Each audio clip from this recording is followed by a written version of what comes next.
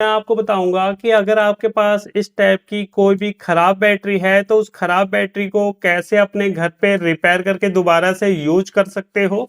तो देखिए फ्रेंड, ये जो मेरे पास बैटरी है, ये बैटरी है 4 वोल्ट 4.5 एच की। इसी तरीके से ये जो दूसरी बैटरी है, ये बैटरी भी 4 वोल्ट 4.5 एच की है। तो इसी तरीके से जरूरी नहीं कि आपके पास ऐसी बैटरी हो, आपके पास इस टाइप की अगर छोटी वाली बैटरी है तो इसे भी आप सेम उसी तरीके से रिपेयर करोगे। अगर आपके पास इस टाइप की बाइक बैटरी है तो इसे भी सेम उसी तरीके से रिपेयर करोगे। फिलहाल मैं आज इस बैटरी को रिपेयर करना आपको बताऊंगा। तो यहाँ पे देखिए फ्रेंड, सबसे पहले हम इन बैटरी की वोल्टेज चेक करेंगे कि कौन सी बैटरी खराब है, कौन सी बैटरी सही है। तो उसके लिए देखिए फ्रेंड, मेरे पास ये है मल्टीमीटर, और मल्टीमीटर को हम कहाँ पे सेट करेंगे, डीसी 20 वोल्ट पे। तो यहाँ पे चलिए इसे हम सेट करते हैं। ये देखिए मैंने डीसी 20 वोल्ट पे मल्टीमीटर को सेट कर दिया है।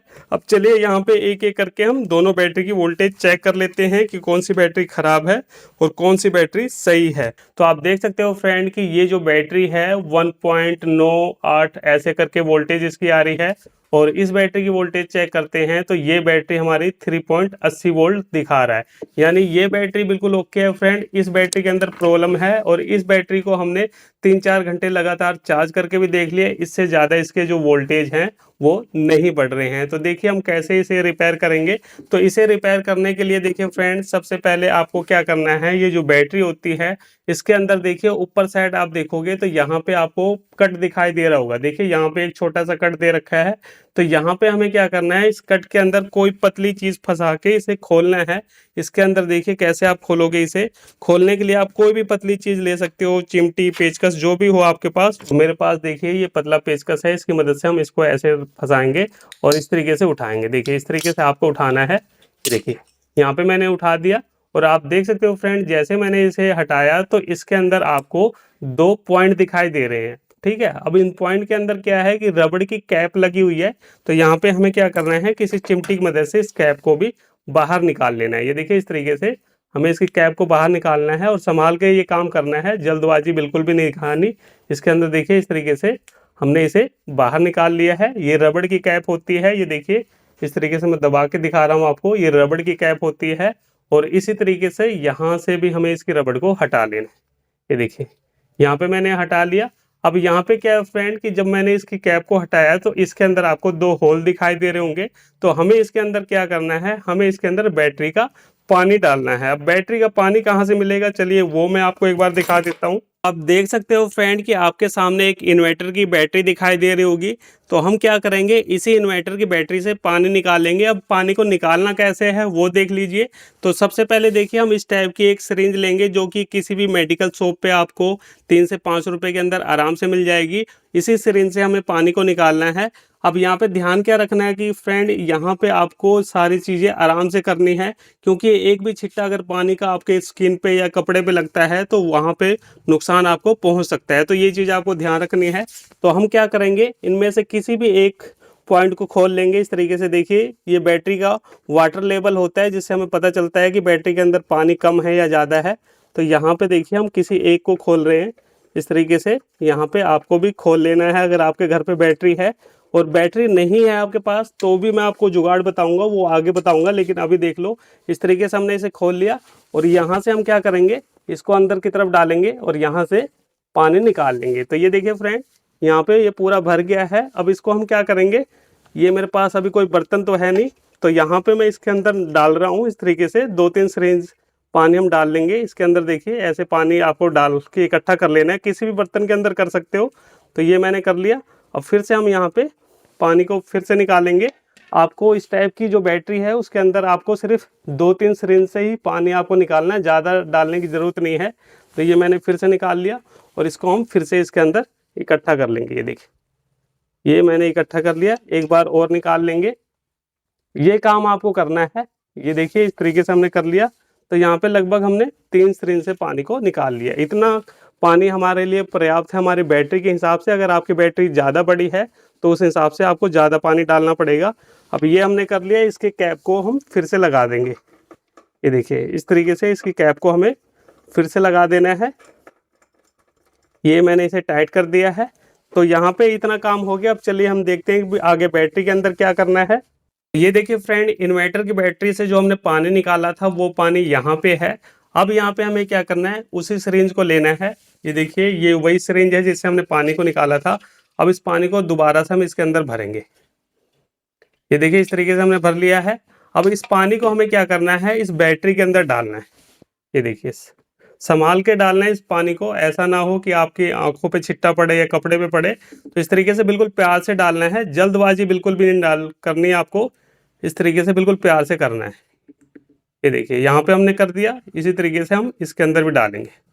तो ये देखिए, यहाँ पे हमने पानी को डाल दिया है। अब ये जो थोड़ा सा पानी आपको एक्स्ट्रा दिखाई दे रहा है, इसको हम क्या करेंगे, इस तरीके से यहाँ पे खींच लेंगे। देखिए, इस तरीके से हमें एक्स्ट्रा पानी को खींच लेना है।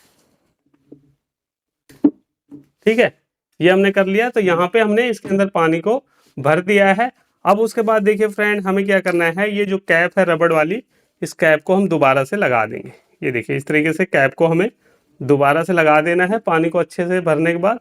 और यहाँ पे देखिए, इसको हम लगा रहे हैं, अच्छे से हमने कर दिया। और उसके बाद जो एक्स्ट्रा पानी साइड में है उसको हम टेढ़ा कर देंगे।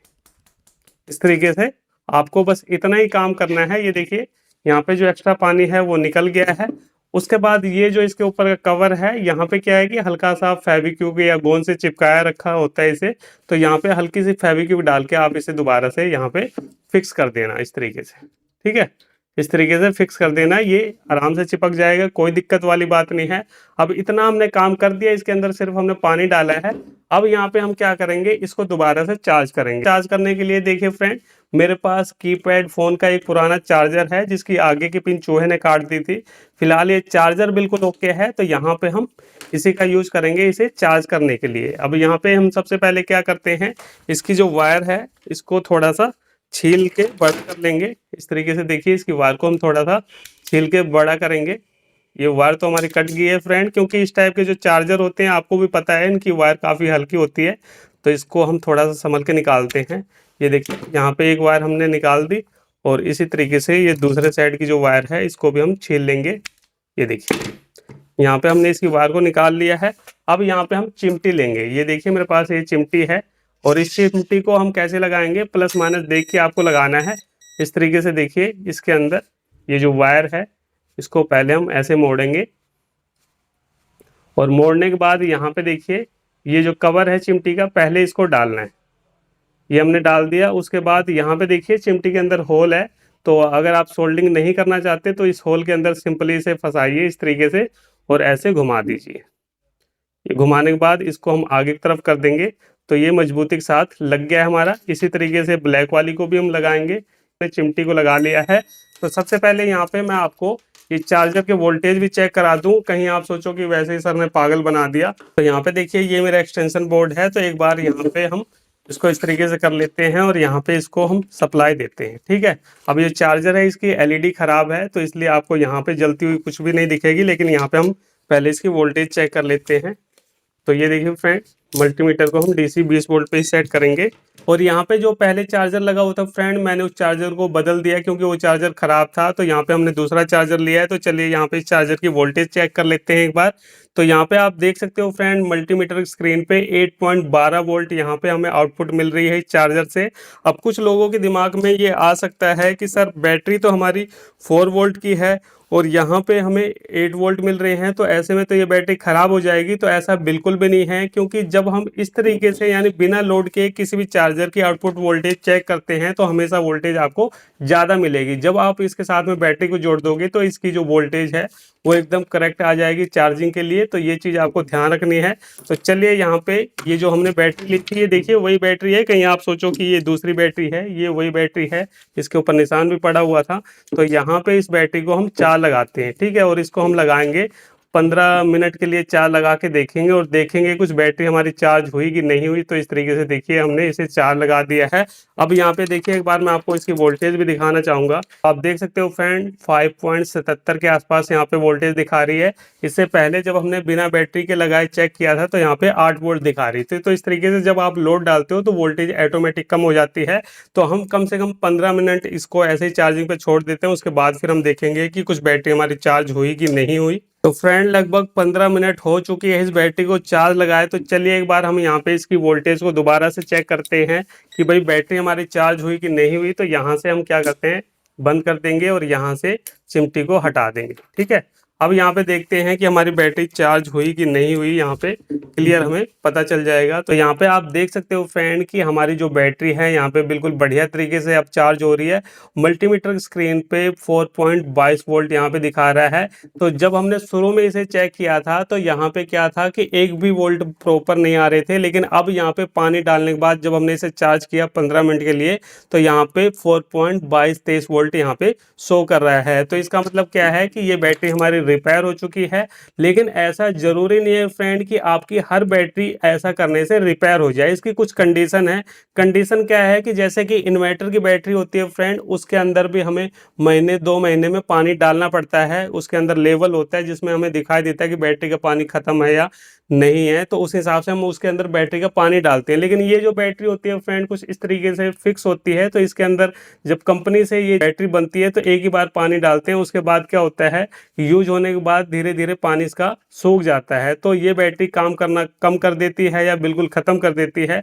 तो ऐसे में अगर आपकी बैटरी के अंदर की प्लेट बिल्कुल ओके है, सिर्फ उसके अंदर पानी खत्म हो गया है, तो पानी आप डालोगे तो आपकी बैटरी काम करने लग जाएगी। लेकिन अगर उसकी प्लेट गल गई है, खत्म हो चुकी है, तो फिर चाहे आप पानी डालो या कुछ भी डालो तो आपकी बैटरी काम नहीं करेगी। तो आप एक बार ट्राई जरूर कर सकते हो। और जिन भाइयों की बैटरी इस तरीके से पानी डालने से रिपेयर हुई है, कमेंट करके जरूर बताना। तो चलिए फ्रेंड, फिर मिलते हैं नेक्स्ट वीडियो में कुछ नए टॉपिक साथ। तब तक के लिए जय हिंद, वंदे मातरम।